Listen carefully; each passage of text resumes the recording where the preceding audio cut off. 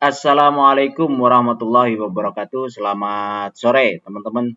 Hari ini tanggal 1 Maret ya, 2025, jam 5 sore menjelang buka puasa. Jadi sambil nunggu buka puasa, kita bahas sedikit mengenai Akra. Nah, sebelum itu bahas IHSG sedikit.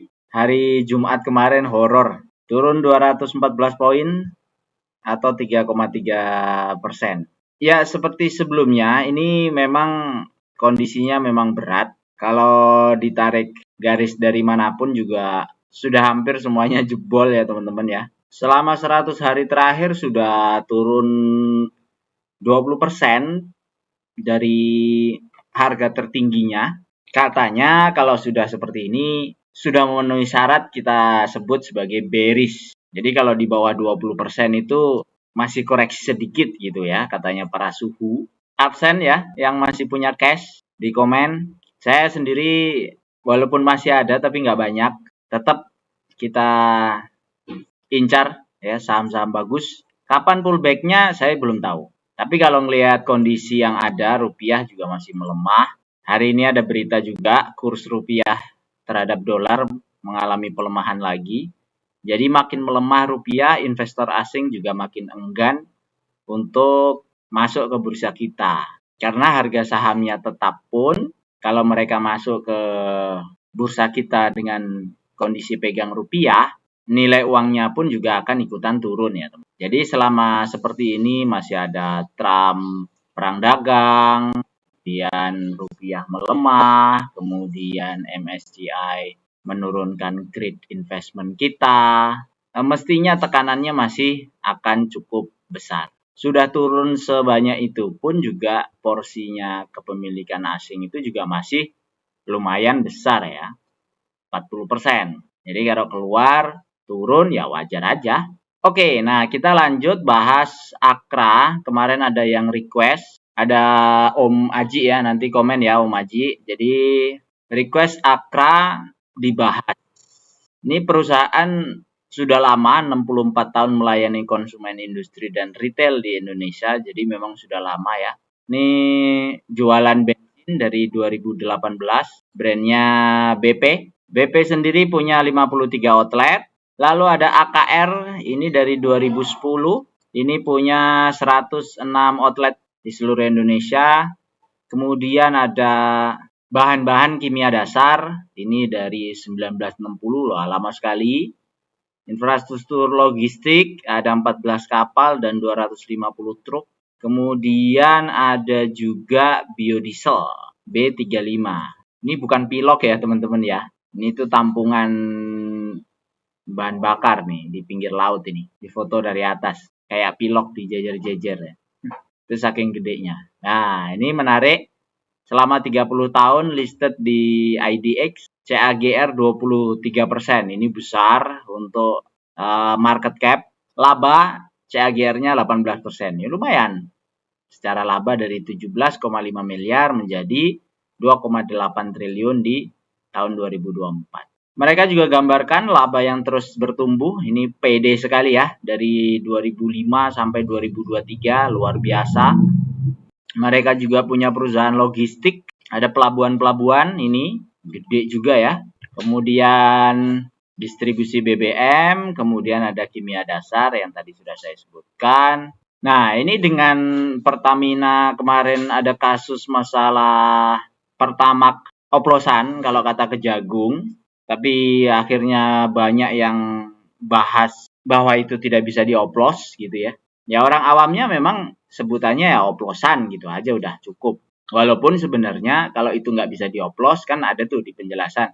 Bahwa kalau RON 92 itu ya 92, kalau 90 ya 90. Jadi kalau nggak bisa dioplos berarti diapain ya? Mestinya diganti warna saja, dikasih aditif, diganti warna. Saya nggak tahu RON-nya apakah tetap 90 atau ada perubahan.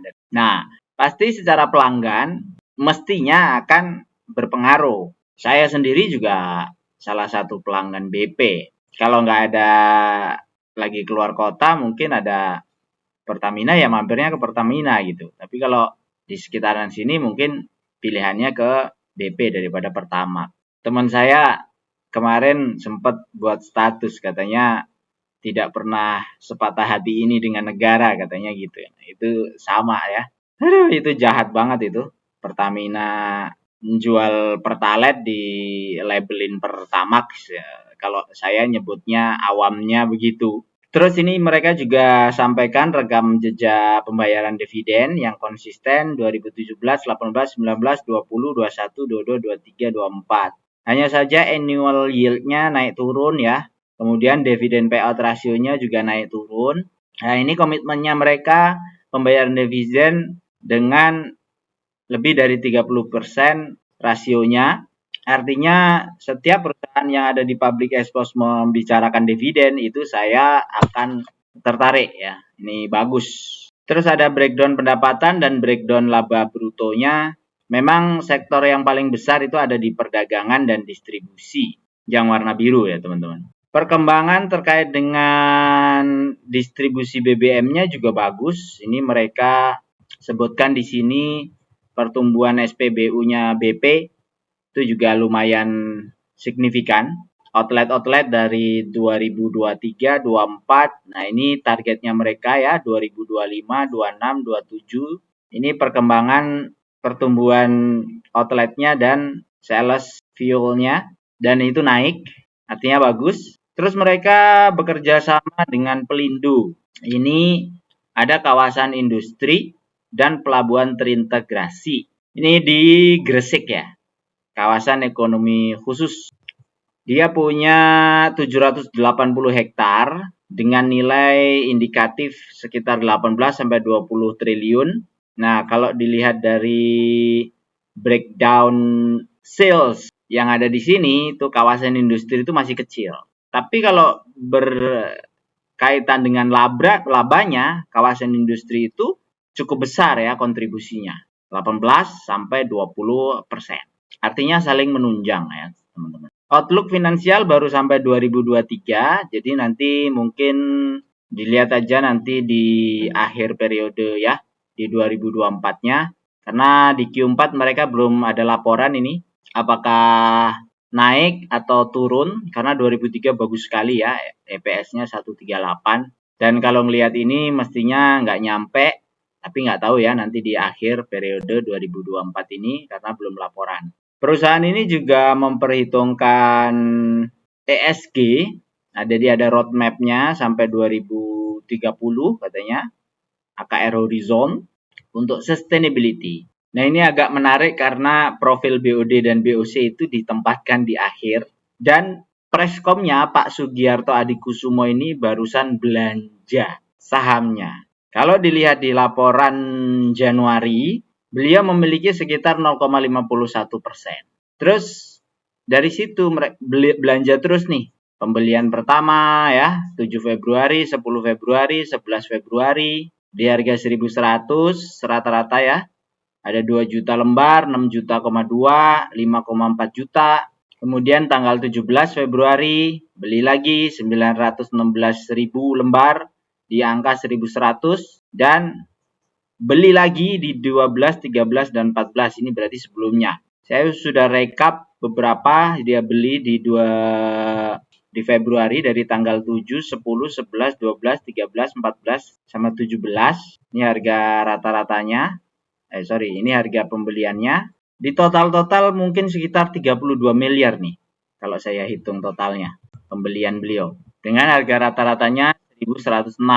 Kalau dilihat harga sekarang yang 1.240, artinya sudah naik dari harga rata-rata yang dibeli oleh Pak Komisaris tadi. Dia nyicil di area-area sini nih teman-teman. Insight-nya apa? Kalau komisarisnya udah beli, dia invest uang sampai 32 miliar, artinya dengan harga 1.100 tadi itu ya dia percaya mestinya perusahaan ini akan bisa mengembangkan uang yang diinvestasikan oleh dia sendiri. Nah, kalau kita lihat kira-kira berapa sebenarnya potensi dividen di tahun ini. Kalau dividen payout rasionya itu 63%, maka dividen yield-nya sekitar 5,1%. Karena dia sudah bagi itu Rp50. Jadi ini sudah 4%, nah sisanya mungkin 13. Tapi kalau dividen payout rasionya itu 90%, seperti yang ada di 2023 ya, Berarti yield-nya kira-kira di 7,3. Ini hitung-hitungan saya. Ini kalau salah tolong dikoreksi ya teman-teman. Terus sisa dividennya mungkin di angka 40. Ini nanti mungkin di bulan Mei dia akan bagi. Hari Jumat lalu turun 5,6%. Kalau nanti hari Senin berlanjut, asing keluar signifikan seperti hari Jumat lalu, berarti harus waspada. Ini kalau lihat urutannya, dia ada di 68 urutannya di list saham saya. Jadi kesimpulannya, saham ini lumayan cukup bagus. Dari lihat CAGR-nya tadi juga luar biasa ya. Di profitnya sekitar 18% per tahun. Pertumbuhan 18% per tahun itu kalau pakai rumus 72-nya Pak Hermanto Tanoko, berarti nanti setiap 4 tahun dia akan double hasil ya. Jadi seolah-olah kalau punya uang 100 akan menjadi 200 itu di 4 tahun. Jadi 72 dibagi 18.